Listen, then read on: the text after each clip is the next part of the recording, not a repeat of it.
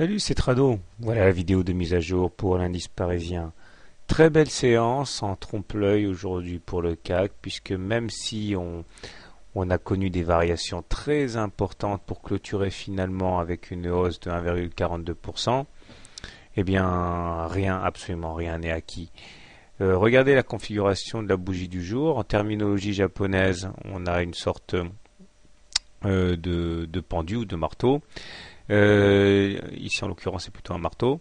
Nous avons donc une très longue mèche basse qui montre que les plus bas ont été massivement rachetés. Ceux qui ont pris d'ailleurs le parti, qui ont eu du courage franchement d'acheter le contact avec la médiane, se frottent les mains ce soir car ils ont connu sans doute des plus-values très intéressantes. Mais au-delà, pas grand-chose à se mettre sous la dent. Ah si, quand même pour les haussiers, au-delà de la hausse, eh bien nous avons invalidé les clôtures successives en dehors des Bollinger, puisque là où nous avions un T1 hier, c'est-à-dire une clôture en dessous de la Bollinger, aujourd'hui on réintègre la Bollinger puisqu'on clôture bien entre la Bollinger inférieure et la Bollinger supérieure. Ça, tant mieux pour eux. Bon, maintenant regardons ce qui ne va pas. Tout d'abord, nous sommes toujours en train de faire des rotations à l'intérieur de la partie supérieure de la fourchette d'Andros bleu, entre la partie supérieure et la médiane. Tant qu'on ne se sera pas extrait par le haut de la fourchette d'Andros bleu, on va continuer à faire ces rotations. On est également en dessous d'une M20 baissière, donc on est en tendance baissière. On va prendre la M7 sur la tête incessamment, et là on va voir ce que les haussiers ont dans le ventre.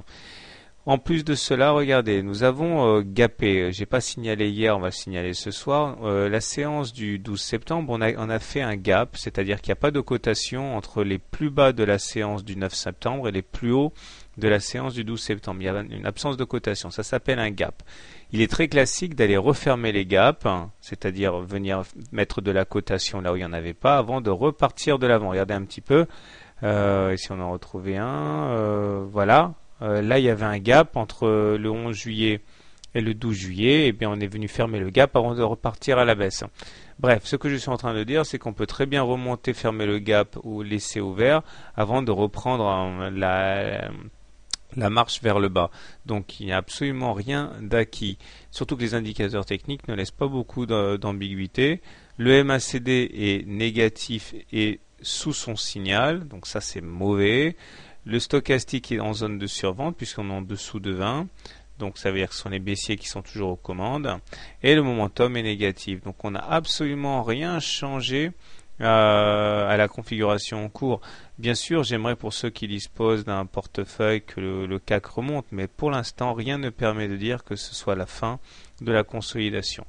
Loin s'en faut. Et on est toujours à moyen terme dans l'objectif de la réalisation de la figure du drapeau, là donc fanion.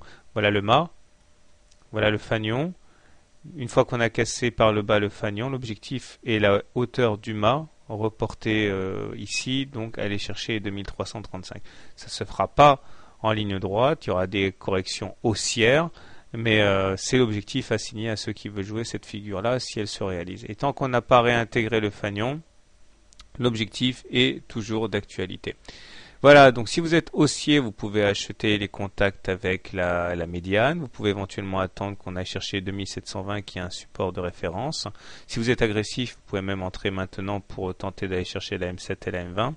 Si vous êtes baissier, vous avez un bon point d'entrée sur les 2967 pour clôturer, pour trader à la baisse dès qu'on aura clôturé, fermé le gap. D'autant que ça va correspondre également à la M7. Donc attention les haussiers, mettez les parachutes aux alentours des 2970, ça risque de secouer.